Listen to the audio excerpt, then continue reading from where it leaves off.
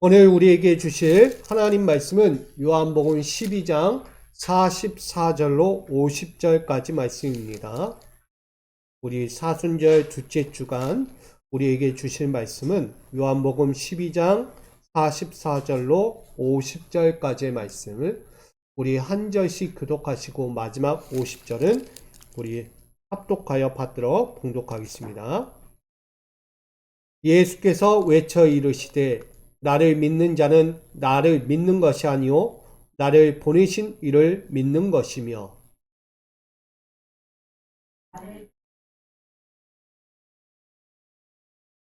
나는 빛으로 세상에 왔나니 무릇 나를 믿는 자로 어둠에 거하지 않게 하려 함이로라. 사람이 나를 아니하리라. 나 그를 하나님을 원하여 하나님 나를 저버리고 내 말을 받지 아니하는 자를 심판할 이가 있으니 곧 내가 그 한 말이 마지막 날에 그를 심판하리라. 아이로 말한 것 나를 보내신 아버지가 말한 그것을 하여 주셨으니 합독합니다. 나는 그의 명령이 영생인 줄 아노라.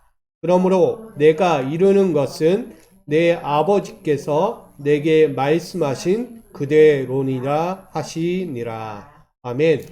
할렐루야. 우리 모두가 똘망똘망한 믿음을 갖기를 소망합니다. 우리가 뚜렷해야 한다는 것입니다. 신앙생활 하나를 하더라도요, 뚜렷해야 돼요. 흐릿한 신앙을 가지면 안 된다는 것입니다. 그런 의미에서 오늘 믿음의 눈을 열어 주소서라는 제목으로 함께 말씀을 나누고자 합니다. 우리가 보고 있는 요한복음 12장에 보면 주요 사건들이 하나하나 열거되고 있습니다. 그런데 이 12장에 앞서서 11장을 잠깐 보게 되면 11장 43절에 죽음에서 살아난 나사로의 사건이 나오게 됩니다. 이 나사로의 사건은 마르다와 마리아의 오라비인 나사로가 중한 병에 걸려 죽게 된 거예요. 이전에 죽기 전에 예수님께 와서 구해 주십시오라고 얘기했지만 예수님은 사흘이나 지난 후에나 이 나사로에게 가게 됩니다. 그 순간에 나사로는 결국 죽음을 맞이하게 되죠. 그리고 후에 예수님은 그 사흘 후에 다시 찾아가 나사로를 죽음 가운데서 살리시는 사건이 오늘 11장 43절에 등장합니다. 그때의 사건 가운데 하신 예수님의 말씀에 한마디가 있습니다. 4절에 보게 되면 나는 하나님의 영광을 위하여 하는 것이다. 그리고 또한 나도 아들로서 영광을 받기 위한 것이다 라고 4절은 증거하고 있습니다. 이 사건을 지나 바로 오늘 이야기하는 12장 3절에도 이런 사건이 나옵니다. 향유를 부은 마리아의 사건이 등장합니다. 지극히 비싼 곧 순전한 나당근을 가져다가 예수님의 발에 붓고요 자기 머리털로 예수님의 발을 닦는 사건이 등장하게 됩니다. 이 사건은 뭐냐? 결국 예수님의 장례할 날을 위하여 준비한 것이다 라고 12장 7절은 증거하고 있습니다. 이 향유를 부은 사건 누군가는 얘기해요. 가룟 유다가 얘기해요. 이 비싼 거를 갖다가 예수님의 발에 쏟냐. 차라리 그거 팔아가지고 가난한 자들에게 나눠주는 것이 더 현명하다라고 이야기해요. 그러나 예수님 얘기해요. 나의 죽음을 위하여, 나의 장례를 위하여 준비하고 있는 이 여인의 향유다. 그러면서도 또 하나의 사건이 12장 12절에 등장합니다. 바로 예루살렘에 예수님께서 입성하시는 사건이 등장하죠. 예루살렘의 사람들이 어린 나귀 하나를 타고 입성하시는 예수님을 향하여 호산나 호산나 수많은 이들이 모여 종려나무 가지를 흔들면서 호산나 호산나 찬송하리로다 찬송하리로다 그렇게 환영하고 있는 이야기입니다. 이 모든 사건은 바로 12장 16절에 이야기합니다. 이제 곧 영광을 받으셔야 할 예수 그리스도를 많은 사람들 앞에 깨닫게 하기 위해서 등장하는 사건이기도 합니다. 오늘 이 이야기한 나열한 사건들을 하나하나 다 주목하여 보면 공통점이 하나 있다는 거예요. 뭘까요? 결국 영광을 얻을 때가 됐다라는 것을 가르쳐주고 있습니다. 그것이 12장 23절에 등장합니다. 예수께서 대답하여 이르시되 인자가 영광을 얻을 때가 왔도다 라고 말합니다. 개인적인 영광이 아닙니다. 이것은 메시아 구원의 역사를 완성할 때가 되었다라고 말하는 것이죠. 그의 죽으심과 부활과 또한 승천의 영광을 완성할 때가 다가오고 있다는 것을 많은 이들 앞에 보여주고 있어요. 이를 위해서 예수님은 이 세상에 보냄을 받은 자라고 이야기합니다. 근데 그 보냄을 받은 자가 어떻게 지칭하고 있느냐? 빛이다 라고 말합니다. 나는 세상의 빛이요 라고. 빛 대신 예수님이 지금 이 잠시 동안 너희와 함께 있을 것이니 이 잠시 있는 예수, 이 세상에 빛된 이 예수와 함께 너희는 다시 구원을 얻어야 한다는 거예요. 그러니 어떻게 해야 합니까? 이 잠시 동안 있을 이 예수 앞에서 그를 믿어라. 그리고 그를 따르라고 이야기해요. 사명을 주고 있는 거예요. 믿음을 부여잡고 다시 사명을 감당할 줄 너희가 서라고 말씀하는 것이죠. 한마디로 콜링하고 있는 거예요. 부르심. 예수는 여러분들을 부르고 있는 거예요. 어디로? 빛 가운데로. 내가 빛이니 너희도 빛으로 부름을 받은 것이고 내가 빛의 사명을 감당하고 있으니 너희도 빛의 사명을 감당하라고 말씀하고 있는 거예요. 여러분, 사람들은요, 이 빛에 대하여 어떻게 반응했을까요? 당연히 선택합니다. 선택이 뭐예요? 할까 말까? 빛의 사람으로 갈까 말까? 결론은 거부했다는 것입니다. 그 이유가 무엇일까요? 왜 거부했을까? 왜? 바로 요한복음 12장 42절로 43절은 증거하고 있습니다. 함께 읽어볼까요? 시작. 그러나 관리 중에도 그를 믿는 자가 많되 바리새인들 때문에 드러나게 말하지 못하니 이는 출교를 당할까 두려워함이라. 그들은 사람의 영광을 하나님의 영광보다 더 사랑하였더라. 아멘. 뭘 이야기합니까? 빛 대신 예수를 믿는 것이 맞는데 예수를 믿으면 뭐 하게 된다고요? 출교를 당한다는 거예요. 유대교 율법 가운데 있던 그들, 율법의 신앙 안에 있고 율법주의에 그 근거하여 살아가고 있는 이들이 쫓겨난다는 거예요. 더 이상 그 무리에 들 수 없게 되는 거예요. 한마디로 왕따 당하는 거예요. 신앙생활하면서 왕따를 당한다는 거예요. 여러분, 요즘 시대에 신앙생활로 왕따 당하는 사람이 있을까요? 없을까요? 신앙생활하면서 있습니다. 왕따 시키는 사람들이 있어요. 아, 저 사람 믿음이 너무 이상해. 저분 믿음이 잘하질 않아. 나랑 안 맞는 것 같아.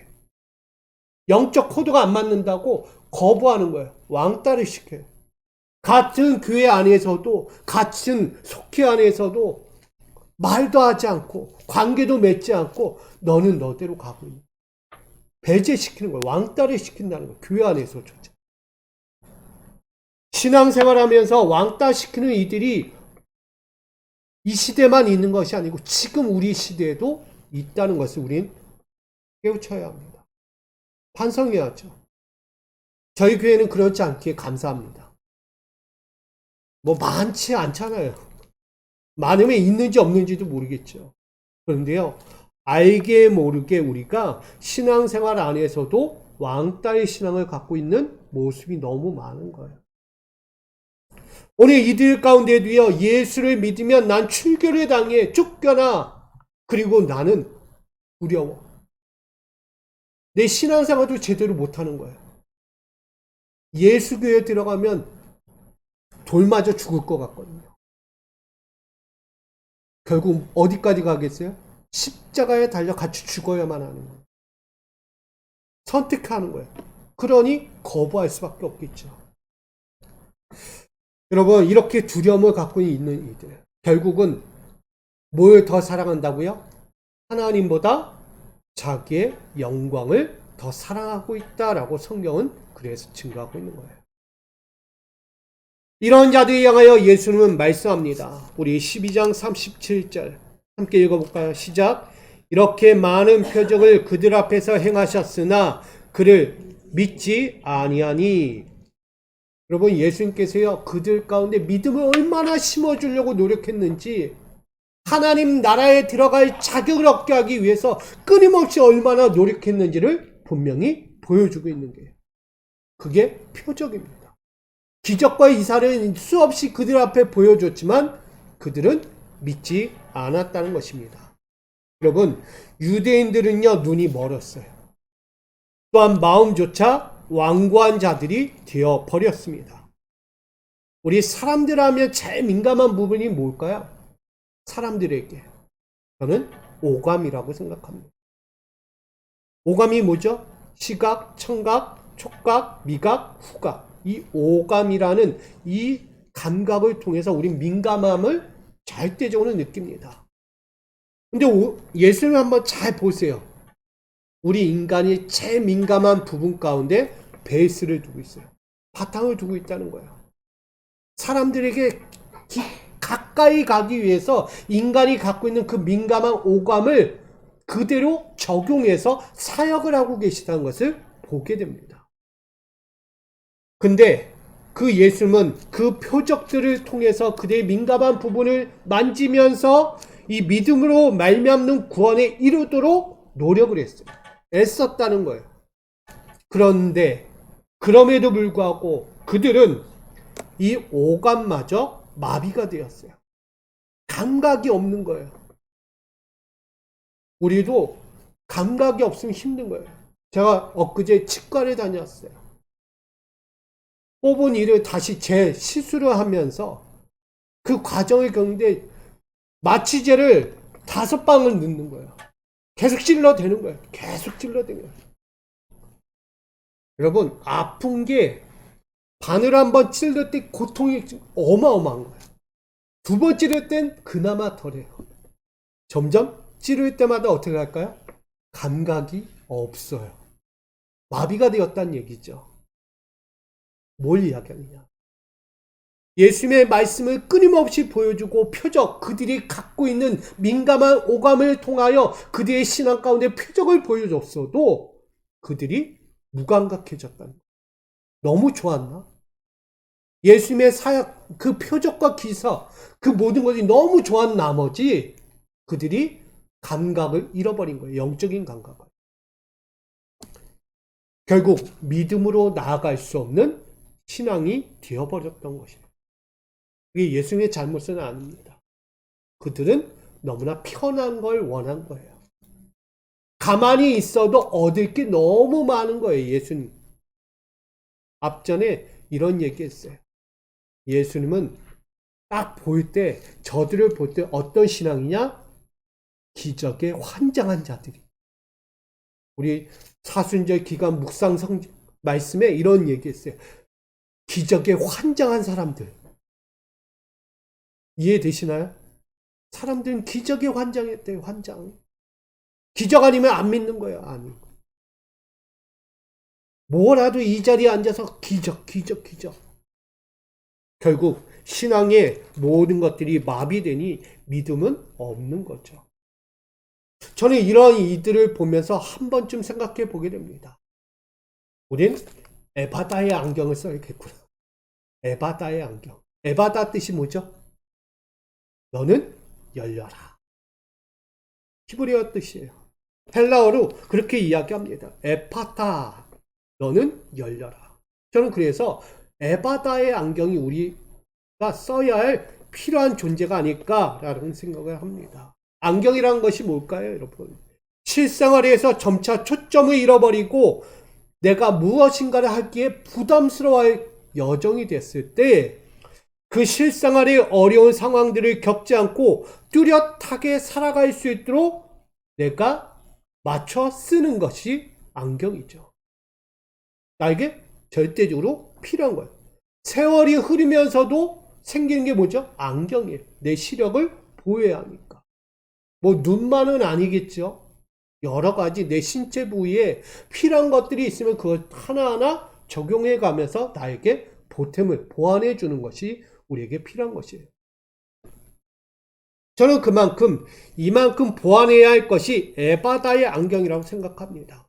이 에바다의 안경은 신앙의 여정에서 영적 초점을 잃어버리고 방황할 수 있을 때, 방황하여 나아갈 때 영적 중심을 다시 바로잡게 하고 다시 살아갈 수 있는 믿음의 안경이 아니고 믿음의 안경이며 구원의 안경이다라고 저는 생각을 하게 됩니다. 저도 요즘 눈이 침침해요. 눈이 침침하다는 것은 뭘까요? 결국은 봐야 할 걸 안 보고 엉뚱한 걸 많이 보니까 침침할 수밖에 없는 거예요. 여러분, 우리 에바다의 안경을 좀 쓰시기를 부탁드립니다. 아멘. 믿음의 안경을 쓰십시오. 구원의 안경을 쓰십시오. 그래야 우리가 뚜렷한 신앙을 가지고 세상을 살아갈 수 있는 거예요. 이 에바다의 안경을 예수님께서 어떻게 주셨는가? 탄식과 눈물로 주셨다는 것을 저는 말씀을 통해 바라보게 됩니다.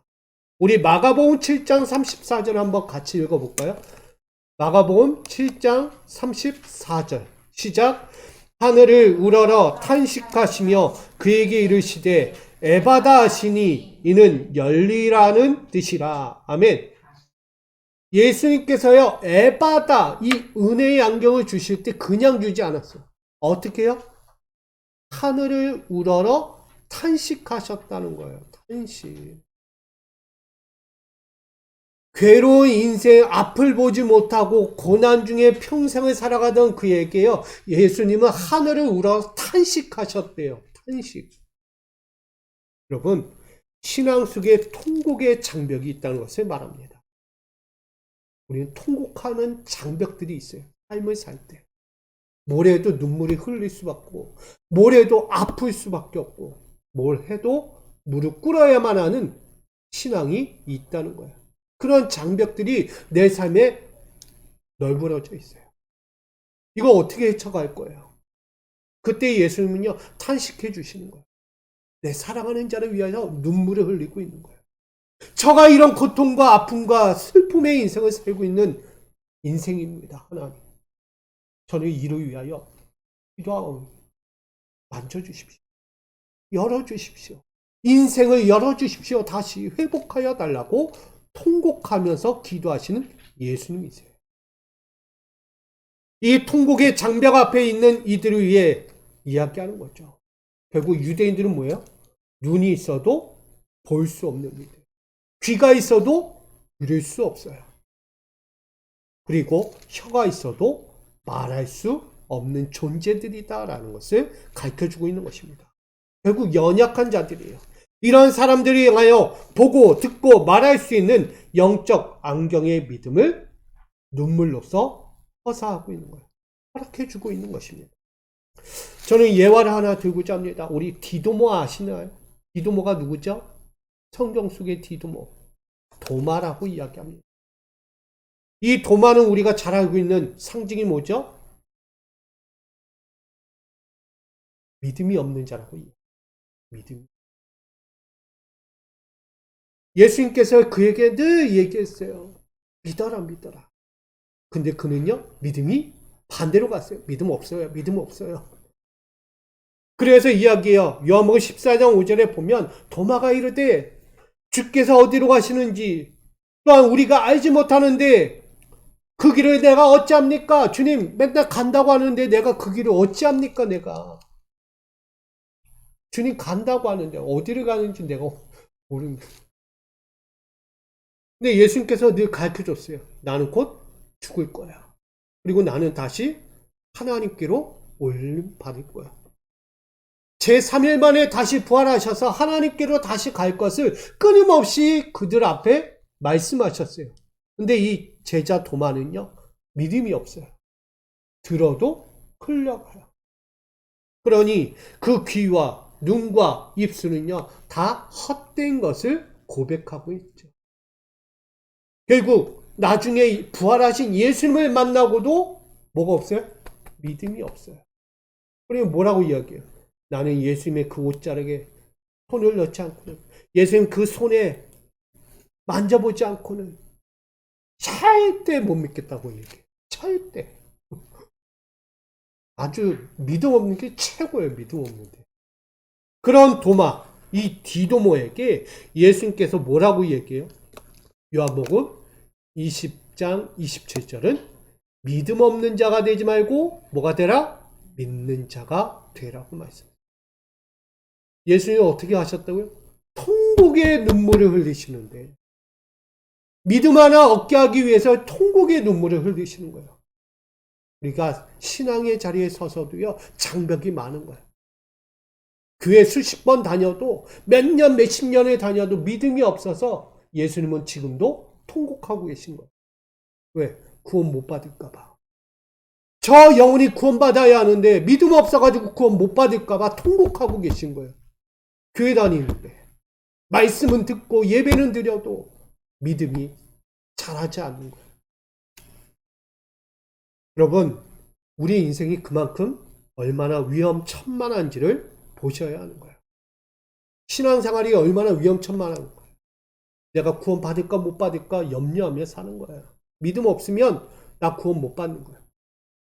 저는 우리 믿음의 성도들이 구원 받기를 간절히 축복합니다. 나가 무엇도 있기를 원해요? 구원의 확신이 있기를 축복합니다. 도마는요, 믿음의 확신이 없으니까 예수님께서 말씀하는, 믿음 없는 자 되지 말고 믿어라, 믿어. 믿는 자가 좀 되라 라고 간곡하게 선포합니다. 그러면서 왜 믿음이 없을까? 그것을 한마디로 12장 40절은 이렇게 증거하고 있습니다. 그들의 눈을 멀게 하시고 그들의 마음을 완고하게 하셨으니 이는 그들로 하여금 눈으로 보고 마음으로 깨닫고 돌이켜 내게 고침을 받지 못하게 하려 함이라 하였음이더라. 아멘. 이 말씀을 문자 그대로 하면 하나님이 믿음도 못 갖도록 그들을 죄 가운데 내버려 뒀다는 거예요.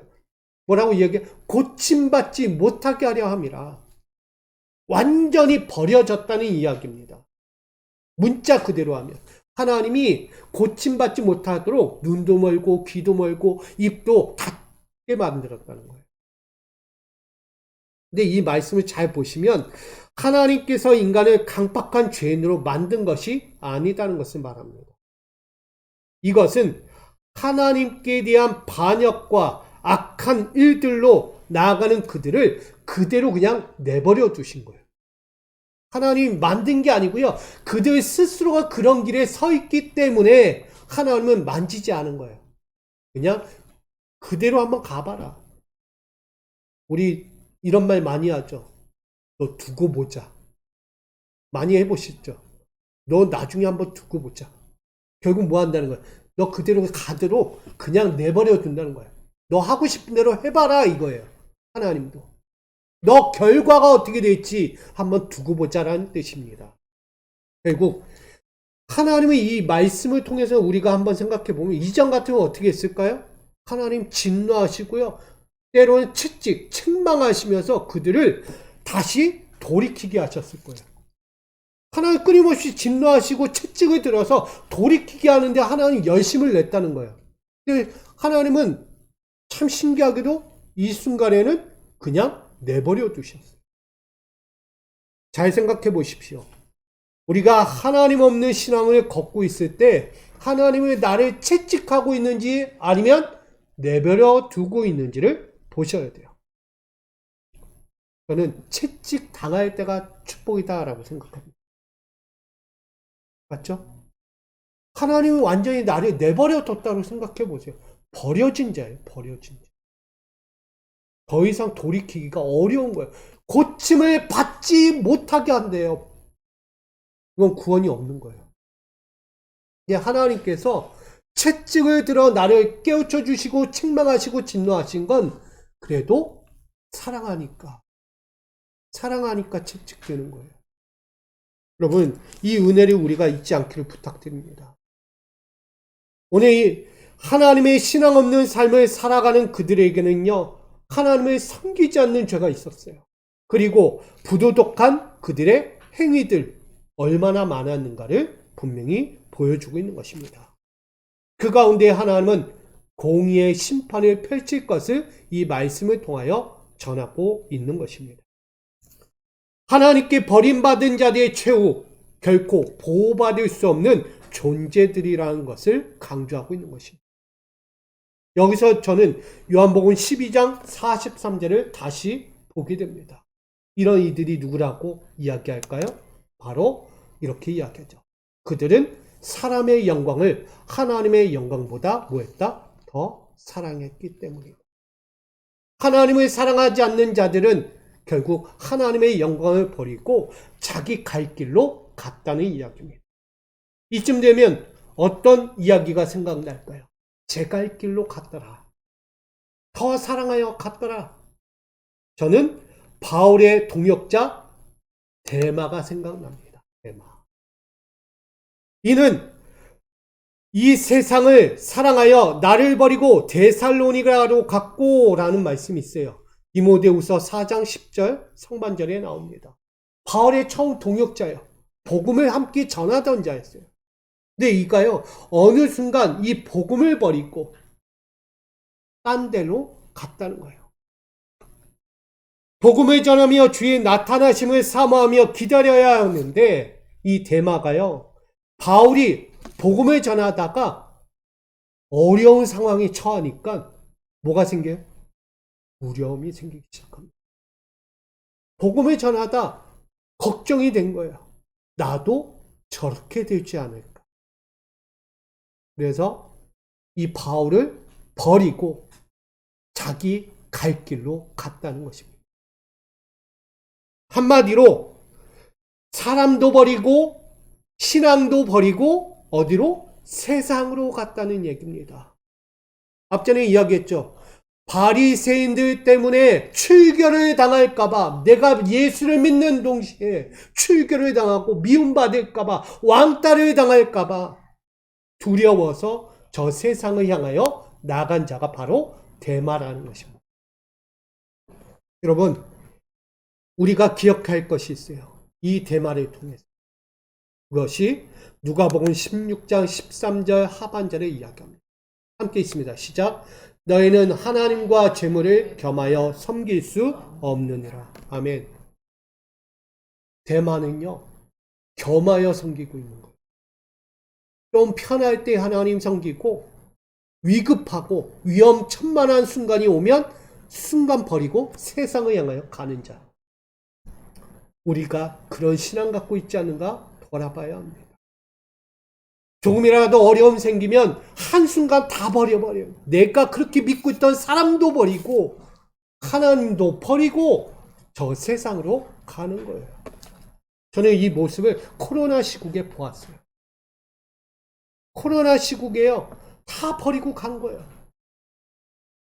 사람도 버리고 하나님도 버리고 저 세상 무서워서 간 사람들이 너무 많은 거예요. 왜? 교회를 욕하니까. 여러분, 저는 이들을 이야기합니다. 결코 하나님과 재물을 겸하여 섬길 수 없다는 것을 분명히 깨달아야 합니다. 이 시대에 지금 유대인들은요, 겸하여 섬기고 있는 걸 조금이라도 어려운 문제 생기면 안 되겠다. 내가 저 예수 믿다가는 큰일 나겠구나. 그래서 버리는 거예요, 버리는 거. 말씀을 수없이 들어도 예수님께서 수많은 표적을 보여줘도 그들은 깨닫지 못합니다. 믿는 자리에 예수님께 행하는 일들을 보면서도요, 왜 저렇게 하지? 왜 저런 일을 하지? 쓸모없는 일을, 헛된 일을 하고 있구나 라고 이야기해요. 결국 그들은 하나님의 영광을 사랑하는 것이 아니라 자기의 영광, 사람의 영광을 사랑하는 자들이기 때문이다라는 것을 보여줍니다. 저는 이 모습들을 보면서 세상의 탐욕을 품은 자들은 그들의 특징은 결국 사람의 영광을 사랑하는 자의 모습이다라고 정의를 내립니다. 저는 그런 거예요. 세상을 사랑하니까, 세상의 탐욕을 더 좋아하니까 당연히 하나님 영광 필요 없다는 거예요. 이들의 모습이 그와 같다는 거예요. 거기엔 믿음이 없겠죠. 그러므로 눈이 멀고 마음이 완고하고 깨닫지 못하는 자들, 혹시 우리들은 아닐까라는 염려 속에 나누게 됩니다. 우린 반성해야 합니다. 꼭 보아야만 하고, 꼭 들어야만 하고, 꼭 만져봐야만 믿음이 생길 것 같은 이 도마의 신앙. 여러분, 조금이라도 어려운 삶의 환경이 찾아오면 그 상황을 모면하기 위해서 세상 속으로 회피하며 도망치는 믿음의 동역자들과 신앙의 자리마저 쉽게 저버리는 이 대마의 신앙을 담고 있지 않는지 우린 또 한번 영적 각성을 해야만 하는 것입니다. 여러분, 내가 대마가 아니고 도마가 아닐지 누가 알겠어요? 스스로 생각해 보세요. 내가 도마일 수도 있고요. 믿음 없는. 대마일 수도 있어요. 신앙마저 버리고 도망칠 수 있는 자. 환경 때문에. 상황 때문에. 우린 그럴 때 우리의 영적 믿음의 눈이 새롭게 열려지는 은혜의 안경을 써야만 하는 것입니다. 저는 그게 믿음이라고 이야기합니다. 예수 그리스도께서 탄식하며 우리에게 주고자 하는 눈이 열리고 내 입이 열리고 내 귀가 열리는 내 심령이 열리는 은혜 에바다의 안경이 아닐까. 그래서 이야기한 거예요. 여러분, 요한복음 12장 46절 하반절은 말합니다. 어둠에 거하지 않게 하려 합니다. 예수님께서 왜 믿음의 안경 우리에게 주셨겠어요? 어둠에 거하지 말라는 거예요. 제발 좀 빛 가운데 살라고 이야기하는 거예요. 조금만 눈 돌리면 새 속에 빠져서 흔들거리고 있는 거예요. 아까도 이야기했죠. 우리가 뭐에 빠졌다고요? 기적에 환장한 자들. 기적에 환장했다는 게 뭐예요? 지금 이 시간 우리가 예배를 드리면서도 이 안에서 우리는 어떤 기적을 바랍니까, 여러분? 어떤 기적을 바래요? 그럼 말씀이 나에게 역사하는 기적을 바라지 않습니까? 하나님의 말씀이 지금 나에게 역사되어지는 기적을 바라잖아요. 그리고 세상에 나가요. 나가는 순간 어떤 기적을 바래요? 내 삶의 기적들을 영원히 바라고 있잖아요. 오늘 물질이 필요하고요. 오늘 환경이 필요하고요. 나에게 좋은 사람이 필요하고요. 나에게 좋은 길 열어주시고요. 이런 기적들을 바라며 살아갑니다. 우리는 수만 가지의 기적을 바라요. 근데 거기에는요, 하나님이 없어요. 결코 하나는 거기 거하지 않는다는 거예요. 거긴 구원이 없으니까. 거긴 뭐만 있어요? 세상을 사랑하는 마음만 남아있기. 여러분들이 이 시간 예배를 끝나고 가정으로 돌아가면, 여러분의 일상으로 돌아가면 분명히 말하지만 여러분들 세상 속으로 세상을 사랑하여 가는 이 대마처럼 될 수밖에 없는 거예요. 왜? 거기 기적이 있다고 생각하니. 저도 이 강단에서 내려가면요, 분명히 세상의 일상에 돌아갈지 몰라요. 저도 대마 같은 목회자가 될지도 모릅니다. 반성해야 하는 거예요, 우리가. 나는 아닐 거야 하면서 세상 살고 있어요. 그러나 돌아보세요. 한 주간 내가 어떤 인생에 도마 같았는지, 대마 같았는지, 아니면 예수의 믿음으로 살아왔는지를 돌아보게 됩니다. 예수님은 오늘 우리에게 믿음을 주시며 어둠에 거하지 않게 하려는 목적을 전하고 있어요. 또 하나는 빛 대신 예수님은 심판을 목적으로 두고 오신 것이 아니다라고 우리에게 강조합니다. 그것이 12장 47절 하반절의 이야기예요. 나는 무엇하러 왔다? 세상을 구원하려 한다라고 말해요. 예수님이 오신 목적이 빛 가운데 오셔가지고 심판하러 왔다 이러고 다닙니까? 아니에요. 그들을 동일하게 빛 가운데로 인도하고자 하는 구원의 열쇠이죠. 이처럼 세상을 구원하기 오신 예수님, 그는요 하나님의 중보자입니다. 하나님의 중보자는요 하나님의 뜻을 그대로 이 땅에 실현하고 보여주고 알게 하기 위해서요. 그로 믿게 하기 위해서. 그래서 서두에 이야기했던 인간이 갖고 있는 제일 민감한 부분들, 그 모든 것들을 사용하셔서 하나님을 믿게 하고 믿음의 길을 가게 하셨던 것을 말하고 있는 것입니다. 왜 표적들을 그렇게 보여주십니까? 왜 죽은 자를 살리고 고통당하는 자를 끌어내고 그들의 모든 삶에서 하나하나 만져가는 그들의 모든 민감한 부분을 왜 사용하셨을까? 기억하셔야 돼요. 결국 나를 구원의 자리로 안내하시고자 하는 하나님의 뜻이구나. 결국 예수님 중보자예요. 구원의 중보자. 그 예수님을 믿을 때 우린 다시 살아가게 되는 것입니다. 저는 우리 믿음의 성도님들이 구원의 영광을 볼 수 있기를 간절히 축복합니다. 그러려면 우리 에바다의 신앙으로 변화되는 믿음의 눈이 열렸다라는 신앙이 고백되어야만 합니다. 저는 여러분들 에바다의 신앙이 내 안에 와야 돼요. 내 믿음의 눈이 열렸어. 내가 다시 한번 믿음의 눈이 열려서 내가 이 자리에서든 내가 세상에 나의 일상에 다가서도 정말 믿음의 눈이 열려서 하루하루가 너무 행복하고 기쁘고 주님만으로 만족이 돼. 이런 고백이 되어야 합니다. 믿음의 눈이 열리지 않으면 늘 괴로운 거예요. 삶의 문제만 더덕더덕 붙여요. 한 주 동안 평안하시려면, 기쁘시려면 믿음의 눈이 열리셔야 합니다. 아멘. 예수님으로 얻어진 그 믿음의 눈이 열릴 때 저는 감사하는 거예요. 믿음의 눈이 안 열리니까 자꾸 안 되는 환경만 보는 거예요. 안 되는 환경. 눈물만 쭉쭉 빼고 있는 거죠. 그러기 위해서 우린 다시 한번 나에게 보내어지고 나를 믿게 하시고 나를 구원의 자리로 인도하시는 예수님을 만나야 하는 것입니다. 그래서 오늘 본문에 요한복음 12장 44절은 말하고 있는 거예요. 함께 있습니다. 시작. 예수께서 이르시되 나를 믿는 자는 나를 믿는 것이 아니요 나를 보내신 이를 믿는 것이며. 아멘. 하나님을 이야기하고 예수도 아니다. 나는 중보자일 뿐이다. 중간 다리 역할을 하고 있는 통로다. 나를 통해서 하나님을 좀 제대로 믿어라. 하나님을 믿고 구원의 자리에 좀 서라라고 이야기합니다. 온 세상에 빛으로 오신 은혜의 선물을 이야기합니다. 그리고 그 믿음의 주체 예수님을 믿는 것이 곧 하나님께 영광 돌리는 시작이 될 수 있다라고 오늘 증거하고 있는 것입니다. 우리 모두가 그렇게 되기를 소망합니다. 결론입니다. 오늘 믿음의 눈을 열어주소서라고 고백합니다.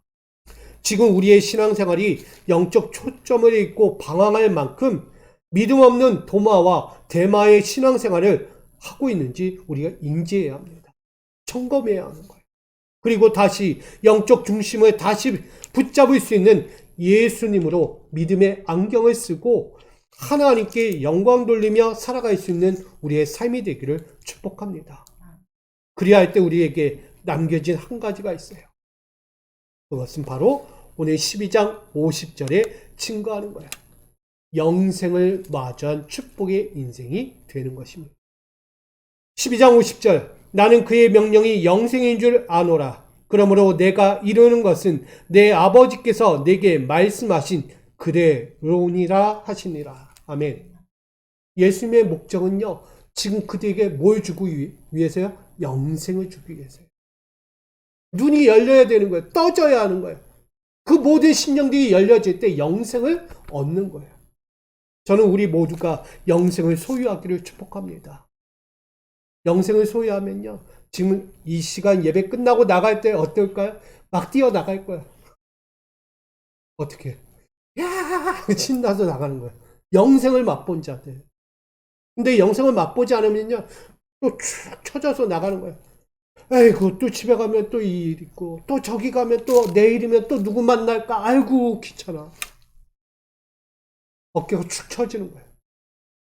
근데 영생을 기쁨으로 맛본 사람은요, 그 심령의 믿음의 눈이 열린 사람은요, 어깨가 펴지는 거야. 모레도 행복한 거예요. 기쁜 거예요. 저는 우리 모든 성도님들이 그렇게 되기를 소망합니다. 지금부터 다시 시작할 우리 신앙생활 가운데 개인의 영광과 세상 탐욕이라는 신앙의 장벽들로 나의 영적인 초점을 잃어버리지 말고 에바다, 이 열려라. 정말 너는 열려라 라고 말씀하신 탄식의 그 음성이 나에게 들려지기를 원하고 그 열려자라는 그 에바다의 신앙으로 나의 주체가 되시는 믿음의 주체가 되는 예수님으로 나의 믿음의 눈이 평생 열려져서 어떤 자리를 가든지 하나님께 영광 돌리고 하나님의 그 영광의 은혜를 맛보며 살아가는 우리 성도님들과 이 교회가 되어지기를 주님의 이름으로 축복합니다. 우리 이렇게 인사하고 마칠까요? 믿음의 눈을 열어 주소서. 누구한테? 주여, 주여. 내 하루하루 모든 순간을 믿음의 눈을 열어 하나님의 영광을 보며 기뻐하며 사는 축복의 인생 되게 해달라고 우리 한 주 동안도 그렇게 살아가기를 주님의 이름으로 축복합니다. 하나님, 우리 믿음의 눈을 열어 주시옵소서. 나의 닫혀진 심령, 어두웠던 그 모든 걸음에서 이제는 광명한 빛 가운데로 인도하여 주시고 세상을 이길 믿음의 눈이 되어 하나님의 뜻을, 아니 하나님의 영광을 고백하며 다시 시작하는 우리 모든 성도들이 되도록 믿음의 눈을 다시 회복하게 하여 주시옵소서. 예수 그리스도의 이름으로 기도합니다. 아멘. 우리 찬양